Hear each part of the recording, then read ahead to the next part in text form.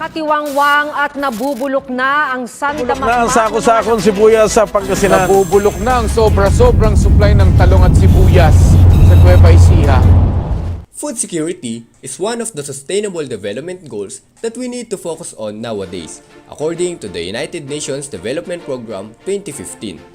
However, food spoilage is still one of the major problems of agricultural and food sector that affects the food security of our country. Due to the lack of available and affordable food preservation technology, many farmers are facing low income or loss because of food spoilage. Tons and tons of fruits and vegetables are being dumped every year during the peak harvest season. Currently, food dehydration is one of the most common food preservation techniques that our farmers utilize to preserve their harvest. Some farmers are producing dried mango, powdered onion, dried fish, and chili powder as a way to preserve their products.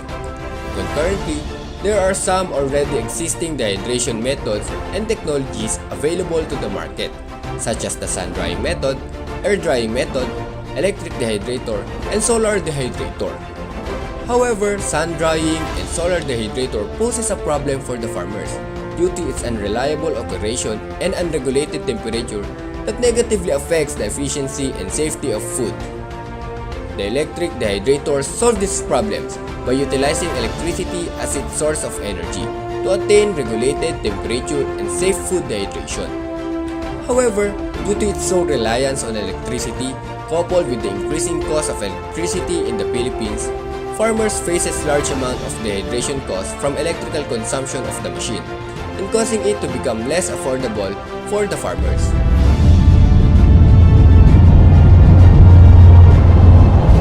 From all of this, I, Robert B. Miranda Jr., together with my co-researcher Mr. Roderick L. Fetalbero Jr. and Mr. Prince T. Ramirez, would like to present to you our newest innovation, the electric food dehydrator with solar thermal converter.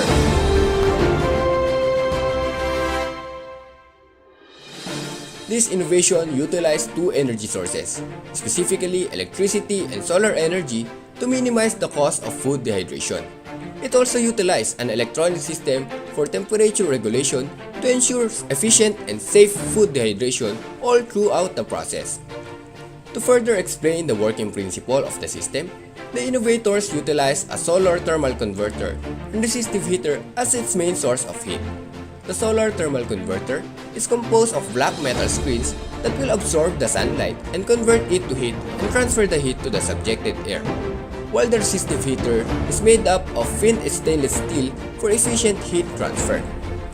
The resistive heater is controlled by a PID controller to electronically maintain the set temperature of the heated air. Furthermore, a horizontal cabinet-type dehydrating chamber is used for this project to attain equal drying of the food inside the chamber. Using this design, the ambient air is pulled into the converter to initially increase its temperature. After the preheated air passes through the converter, a fan then pushes it into the resistive heaters to further increase its temperature to the selected temperature level. The heated air will then enter the dehydrating chamber and pass across the food trays to dehydrate the foods. To demonstrate how to use the dehydrator, the user must first place the converter outside where there is a direct sunlight hitting the converter, while the dehydrating chamber must be placed indoor.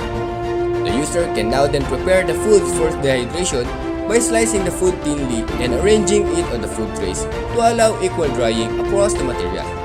The user can then select the dehydrating temperature and wait until the food is fully dehydrated based on the recommended time and temperature for that specific material.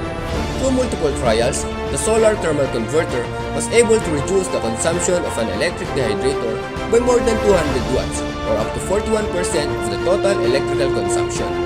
This reduction sums up to 8.76 pesos per kilogram of dehydrating cost reduction. Using this electric food dehydrator with solar thermal converter, the farmers will now be able to dehydrate foods at lower cost, give them an advantage to preserve their food and prevent unwanted food spoilage, while also giving them a tool to increase the market value of their harvest.